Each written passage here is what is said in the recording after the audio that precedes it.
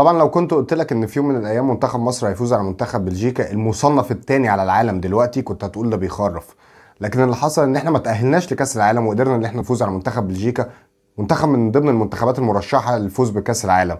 لكن هي الفكره كلها انك تدور على المدرب وكفايه عجن، كفايه عجن قوي. يمكن لو تفتكر ان السبب ان احنا نقابل منتخب السنغال اقوى فريق موجود دلوقتي في قاره افريقيا كان كابتن حسام البدري لما رفض ان هو يلعب ماتشين وديين بسبب ان النادي الاهلي كان مشغول وكل الكلام ده. لكن في الاخر ده اثر علينا ان احنا نقابل اقوى فريق موجود في قاره افريقيا وخلانا ان احنا ما نقدرش نتاهل لكاس العالم. لو رجعت شويه بعد كابتن حسام البدري ان كارلوس كيروش قدر ان هو يوصل بمنتخب مصر للدور قبل النهائي في كاس العرب اللي احنا كنا متوقعين ان احنا اخرنا قوي هنطلع من الدور الثاني بعد دور المجموعات، وقدر ان هو يوصلنا لنهائي كاس افريقيا بعد ما قابلنا فرق كتير كانت مصنفه ان هي تفوز بالبطوله عننا زي كوتيفوار وزي الكاميرون وزي المغرب. ولولا الحظ وظروف استثنائيه هي اللي خلت ان منتخب السنغال يفوز علينا بضربات الجزاء كان زماننا دلوقتي متاهلين لكاس العالم في قطر. انا عايز بس قبل ما اتكلم في الماتش اتكلم على نقطه معينه، ان اتحاد الكوره لو نفتكر كان كابتن جمال علام وعدنا ان في اعاده لماتش السنغال، هو طبعا والكابتن فرج عامر وعدونا ان هيكون في اعاده لماتش السنغال، وفي الاخر احنا ما لقيناش اي حاجه. احنا كل اللي لقيناه النهارده ان في صرف مكافاه اجاده للفريق عشان لعب ماتش ودي وقدر ان هو يكسب منتخب بلجيكا اللي متاهل لكاس العالم ورايح ينافس على البطوله. وراجعين دلوقتي نتكلم على ان 2026 ان شاء الله هيكون عندنا فريق قوي وهينافس على كاس العالم مش هيتاهل بس. طب انا بفكرك دلوقتي واحنا في 2022 ان احنا هيجي علينا 2026 واحنا بنعاني وبنسبه كبيره يمكن ما نتاهلش لكاس العالم. احنا دايما كده في الفرح احنا اجمد ناس، لكن ان احنا نتغلب لا، ده احنا اتظلمنا ازاي، ده كذا ده كذا، ده الحكم، ده الليزر، ده وفي الاخر ما بنستفادش اي حاجه من الكلام ده غير ان احنا بننساه. خلينا نبعد بس عن حلقه الدم دي ونتكلم في الماتش. النهارده روي فيتوريا قدر ان هو يتحكم في الماتش زي ما هو عايز، قدر ان هو يلعب على الهجمات المرتده اول ما الكوره تكون في حوزته عن طريق صلاح وعن طريق تريزيجيه وعن طريق مصطفى محمد. استغل ان 3 خط دفاع اللي موجودين في منتخب بلجيكا من اضعف خطوط الدفاع اللي موجوده في المنتخبات اللي وصلت لكاس العالم واللي مؤهله ان هي تفوز بكاس العالم. منتخب بلجيكا بنسبه كبيره لو اعتمد على ال3 قلوب دفاع دول مش هيوصل لبعيد في كاس العالم، مش بعيد ان هو ما يتاهلش الدور ال16.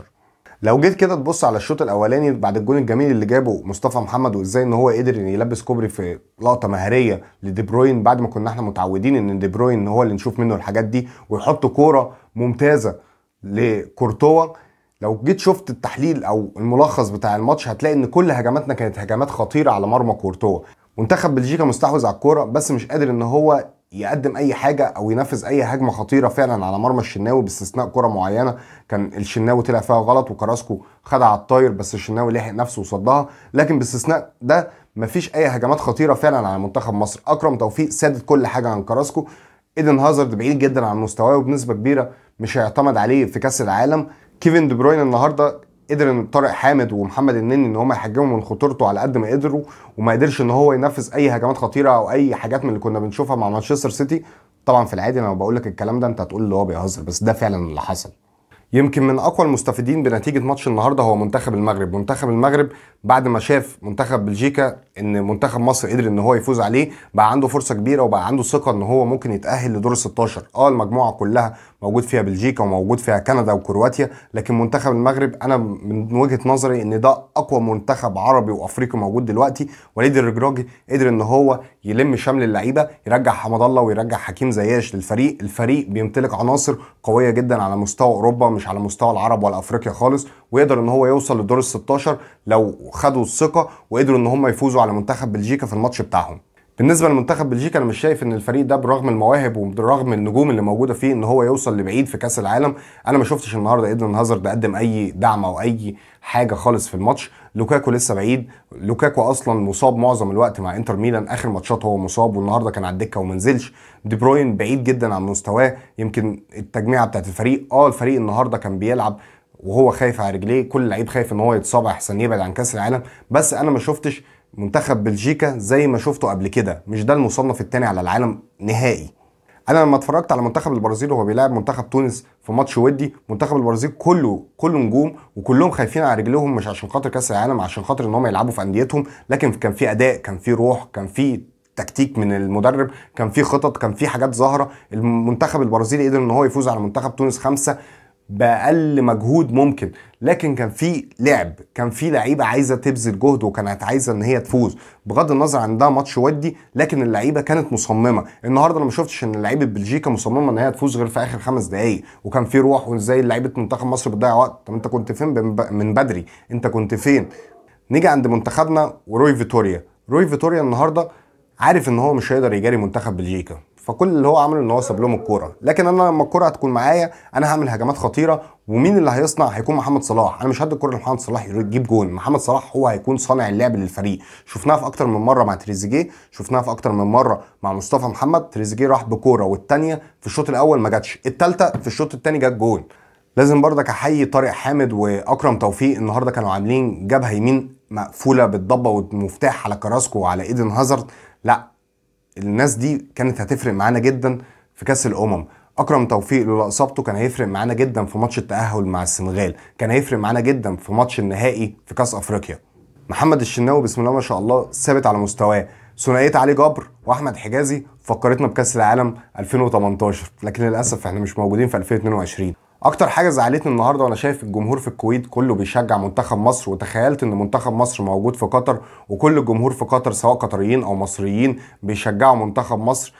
عمرنا ما هنعوض الفرصه دي، ان كاس العالم بيتلعب في دوله عربيه واحنا كنا عندنا فرصه ان احنا نكون موجودين هناك. عمرك ما هتلاقي التشجيع ده موجود في حته تانية، سواء انت كنت افريقي او كنت اسيوي او كنت اوروبي. عمرنا ما هنلاقي التشجيع ده غير لو كنت عربي زيي، فكنتش هتلاقي التشجيع ده في اي حته تانية في العالم. حاجه اخيره بس، يا ريت اتحاد الكوره يسيب روي فيتوريا بيعمل زي ما هو عايز، يا ريت محدش يتدخل في شغله. الراجل عارف هو بيعمل ايه. انا بعد اللي شفته النهارده انا ابصم بالراجل بالعشره ان هو هيقدر ان هو يقوم منتخب مصر، ومش بعيد نلاقي منتخب مصر هو الفايز بكاس الامم الافريقيه الدوره الجايه. يا ريت محدش يتدخل في شغل الراجل ده، ويا ريت يا ريت يا ريت تنصحوه من بعيد لبعيد. مش عايزين يتكرر نفس اللي اتكرر مع كارلوس كيروش، مش عايزين الراجل بعد ما يمشي يقعد يشوه صورتنا في الاعلام، مش عايزين حد يتدخل في شغله. احنا بعد ما شفنا الماتش النهارده الراجل مش واخد الماتش ودي، الراجل بيلعب المصنف الثاني على المستوى العالم والمرشح ان هو يفوز بكاس العالم، ومعلوش اي ضغط، وبيلعب وبيقدم كوره وفي تكتيك وفي خطه ما كناش بنشوفها قدام اثيوبيا. احنا لما لعبنا اثيوبيا ماتشين احنا لا شايفين تكتيك، لا شايفين لعيبه، لا شايفين خطط، لا شايفين اي حاجه في الملعب. في فرق كبير. الراجل ما عندوش عصايه سحريه، بس على الاقل في رؤيه، في رؤيه فنيه، عارف هو بيعمل ايه، عارف هو رايح عايز ايه، انما مش ماشي كده وخلاص ويلا نقبض عشان ورانا مصلحه. طبعا انا بكلمكم وانا زعلان، انا كان نفسي اشوف منتخب مصر في كاس العالم، كان نفسي كتير ان انا اشجع منتخب مصر، كان نفسي ان انا اروح قطر عشان اشجع منتخب مصر، لكن بالعكس احنا عندنا دلوقتي كذا فريق عربي، عندنا تونس، عندنا قطر، عندنا السعودية، عندنا المغرب. اتمنى ان كل فريق من الفرق دي يوصل لابعد دور في كاس العالم. ان شاء الله هتشرفونا، وان شاء الله هتقدموا اداء كويس، وان شاء الله هنكون موجودين في كاس العالم 2026. عندنا امل كبير في الراجل اللي ماسك، وعندنا امل كبير في اللعيبه بتاعتنا، وبجد ما ينفعش كاس العالم يكون موجود من غير مصر. انا واحد من الجيل اللي اتعود ان احنا دايما ننافس للاخر، اتعودت على جيل ابو تريكه وعلى جيل بركات وعلى جيل حسن شحاته ان احنا ننافس في الاخر، حتى لو ما كناش احسن ناس بس بالروح نقدر وبالعزيمه نقدر. اتعودت ان احنا ننافس في الاخر حتى لو خسرنا، فبالعكس كفايه شرف المحاوله، وكفايه نقول ان احنا عندنا لعيبه رجاله قدرت ان هي توصل لاقصى حاجه ممكن تقدمها. مش زعلان، وان شاء الله اللي جاي احسن. كل اللي بتمناه بس ان احنا نسيب الراجل يشتغل، ونشوف هيقدم ايه. بطولة افريقيا جاية وهنشوف الخطط بتاعته والتدعيمات، وانا واثق في الفريق بتاعنا لما بيتجمع في بطولة مجمعة بيقدر ان هو يحقق حاجة. يا ريت نتمنى ان احنا نكون احسن، والفريق بتاعنا عنده مواهب ويقدر يعمل اكتر من كده بكتير. شفنا في بطولة افريقيا رغم ان احنا ما كناش اقوى ناس لكن قدرنا ان احنا نوصل للنهائي. شفنا في كاس العرب رغم ان احنا ما كناش معانا كل اللعيبة قدرنا ان احنا نحقق اداء كويس ووصلنا لقبل النهائي لولا كوره جت جون وقدر ان هو منتخب تونس ان هو يفوز. لكن احنا نقدر ان احنا نحقق حاجات كتير ونوصل كاس العالم، كان حقنا ان احنا نوصل لولا ناس كانت هي السبب ان احنا نقابل منتخب السنغال. مش هكرر تاني كلامي، لكن اتمنى ان احنا ان شاء الله نكون موجودين في كل البطولات واقدر ان انا اشجع منتخب مصر. كان معاكم لؤي الحداد وبرنامج الحريف. لو عجبتك الحلقه تنساش لايك وسبسكرايب. سلام.